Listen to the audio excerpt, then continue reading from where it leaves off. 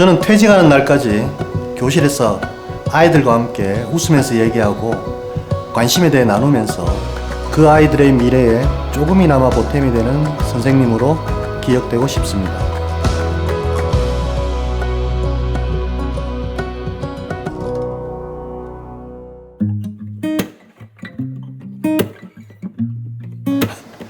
흔치 않은 유행이라 하더라고요.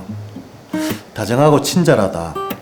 목표가 뚜렷하고 스스로 발전하고자 노력한다.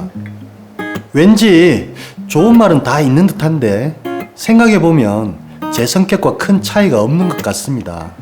저는 웃고 떠드는 사교적인 모임보다는 소수의 만남을 좋아하고 상대방에게 집중해서 이야기를 잘 들어주는 편인 것 같거든요. 이런 제 성격 때문인지 학교에서 아이들을 가르칠 때도 감정적인 교류를 굉장히 중요하게 생각합니다. 요즘 아이들은 예전과 달리 훨씬 더 스마트하고 활발하고 솔직합니다. 그렇기 때문에 아이들이 스스로 문제를 인식하고 학습에 대한 필요성을 느끼도록 하는 게 필요하죠. 말을 물가로 끌고 올 수 있지만 억지로 물을 먹게 할 수 없다라는 말이 있잖아요. 아이들 스스로 상황을 인식하고 목표 달성을 위한 구체적인 전략을 세우고 실천할 수 있도록 도와주는 것이 참교육이라고 생각합니다.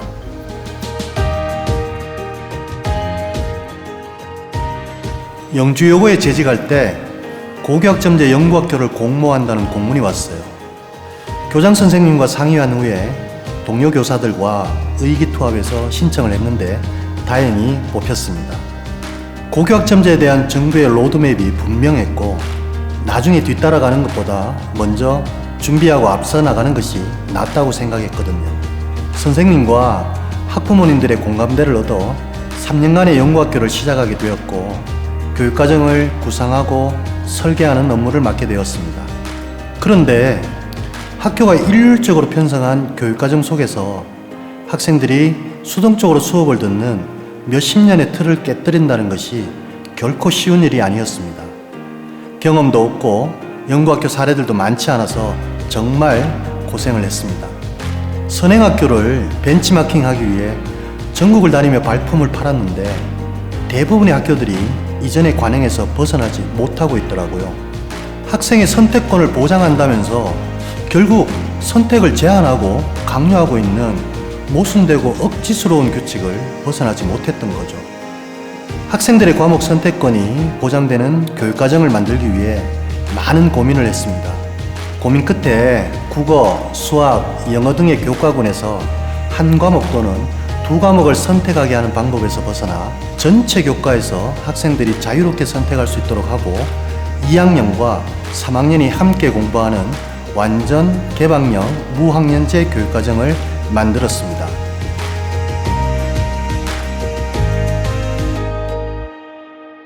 학생들이 자신의 진로와 적성에 필요한 혹은 관심 있는 과목을 선택하여 수업함으로써 수업 참여도가 몰라보게 좋아졌어요.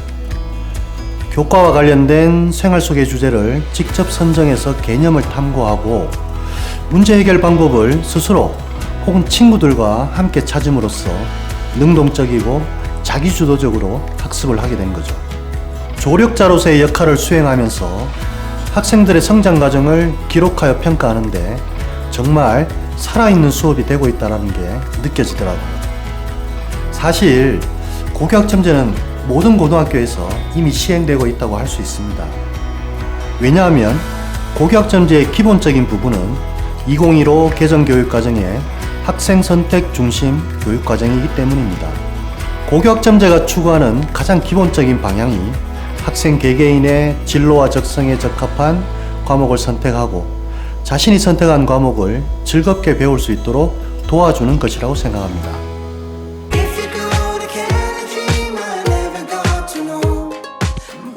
저는 사범대를 나오긴 했지만 졸업 후에 학교가 아닌 회사에서 15년간을 일했습니다. 회사에서 근무하면서 마음속에 있는 교사의 꿈을 포기하지 못한 제 모습을 발견하고 뒤늦게나마 아이들을 만나러 학교로 왔습니다. 한적한 시골의 작은 학교에서 아이들과 친구처럼 같이 지내면서 그 아이들의 꿈을 위해 도와주는 선생님이 되는 것이 제 꿈이었으니까요. 그렇게 제 꿈을 이루는데 15년이 걸렸습니다. 초등학교 6학년 때 가정 형편이 좋지 않아 추운 겨울인데도 얇고 해진 양말을 신고 학교에 간 적이 있었습니다. 당시 은사님께서 저의 꽁꽁 언발을 교무실 난로 앞에서 당신의 손으로 따뜻하게 주물러 주시면서 머리를 쓰다듬어 주신 게 아직도 제 기억에 남아 있습니다. 저도 은사님처럼 아이들을 사랑하며 아이들과 친구 같은 선생님으로 계속해서 지내고 싶습니다.